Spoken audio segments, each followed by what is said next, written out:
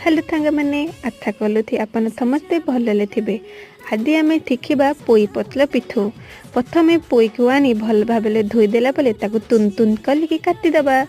तापले कन कलिबा थेइथेले बेथन कॉर्नफ्लोर लीला गुंड हलदी गुंड नून पियाज लंका बाकी सब सामग्री पकई देगी ताकु भल भाबले गोलेई दबा।